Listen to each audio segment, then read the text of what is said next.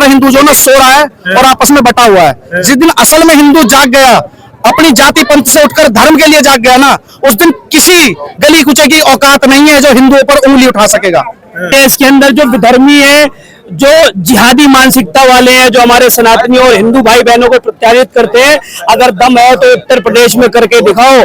Noida NCR news के साथ में नीरज आचार्य, और आज यहाँ पर बजरंग दल की एक रैली, भव्य रैली नोएडा में निकाली जा रही है जो बहलोलपुर से सेक्टर 34 तक जाएगी। हमारे साथ में कार्यकर्ता है प्रेम जी। जी प्रेम जी, क्या लग रहा है, ये क्या उत्सव है? परिचय देना चाहता हूँ अपना। मेरा नाम प्रेम भारद्वाज है, नोएडा महानगर सह संयोजक बजरंग दल विश्व हिंदू परिषद से। जी भाई साहब बताएं। तो ये जो रैली है, यहाँ पे इतना हिंदू समाज एकत्रित हुआ है, क्या कारण है इसके पीछे, क्या उद्देश्य है आप? हमारी सबसे बड़ी जो पहली एकता दिखाने का हमारा जो कार्य है, जो हम कर रहे हैं, अपने धर्म के बारे में हम जताना चाहते हैं कि हमारे धर्म में लोग जागरूक हो रहे हैं, अब जाग रहे हैं, अपने धर्म को समझ रहे हैं। जो हमारे धर्म का शुरू से नारा रहा है, एक ही नाम जय श्री राम जय श्री राम। आगे अच्छा, तो भाई साहब ये गदा लेकर के आए हैं, क्या मतलब क्या है? ये गदा इसलिए है कि जब ये कर सकते हैं तो इसे उठा भी सकते हैं, तो ये इसका एक प्रतीक बनाने के लिए है साथ में। अच्छा, रैली तो के लिए देश के अंदर जो विधर्मी है, जो जिहादी मानसिकता वाले हैं, जो हमारे सनातनी और हिंदू भाई बहनों को प्रताड़ित करते हैं, अगर दम है तो उत्तर प्रदेश में करके दिखाओ।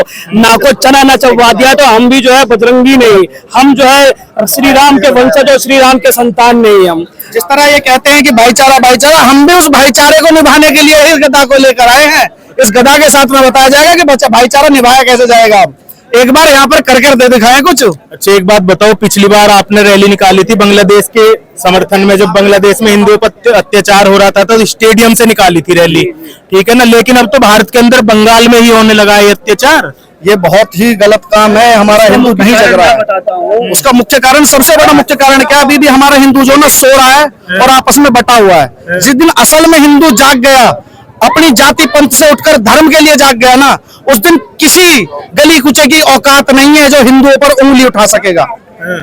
इसलिए हम अपने सभी भाइयों से कहते हैं कि जाग लो। अब ममता बनर्जी नहीं, ममता बानो की सरकार है, जिहादी मानसिकता की सरकार है। अगर ममता बनर्जी होती तो हिंदुओं के ऊपर जो अत्याचार हुआ है, एक इंच एक बूंद आंसू भी हिंदुओं के नाम पर नहीं बहे, बल्कि जाकर मौलाना और जिहादियों से मिलकर के उनके ही पक्ष की जो है पक्षधर बनी हुई है। तो अभी भी बंगाल के हिंदू सोए हुए हैं, लेकिन ऐसा जो प्रकरण किया गया है बांग्लादेश मुर्शिदाबाद के अंदर, तो शायद आज हमारे हिंदू भाइयों को ऐसा लगेगा, महसूस होगा कि जो गंगा जमुनी तहजीब का नारा सिर्फ हिंदुओं की तरफ से है और भाईचारा का भी जो है नारा केवल हिंदुओं की तरफ से है। हमें केवल चारा समझ के खाया जाता है और हम केवल भाईचारा और भाईचारे की बात करते हैं। अब चारा नहीं बनना है, अब सभी सनातनियों और सभी हिंदुओं को जागरूक होना है, एकत्रित होना है और इन जिहादी मानसिकता वालों को सबक सिखाना है। और आने वाले चुनाव में मैं आपको इस चीज का जो है चैलेंज करता हूं, जैसे दिल्ली के अंदर भ्रष्ट जो है केजरीवाल को उखाड़ के सभी दिल्ली वासियों ने फेंका है, अगले वर्ष भी जब चुनाव होंगे बंगाल में, तो ममता बानो को जो है सभी सनातनी सभी हिंदू उखाड़ के फेंकेंगे पश्चिम बंगाल से। एक बात बताइए, उत्तर प्रदेश में योगी जी की सरकार है, हिंदू सुरक्षित है, लेकिन एक जो मैं यहाँ देखता हूँ, यहाँ के ग्रामीण क्षेत्र में हिंदू भाइयों ने ही दुकान दे रखी है मुर्गों की और बकरों की। आपने आसपास अपने गांव में भी देखा होगा, उसके लिए वहाँ स्थानीय स्तर पर हिंदू समाज क्या कर रहा है?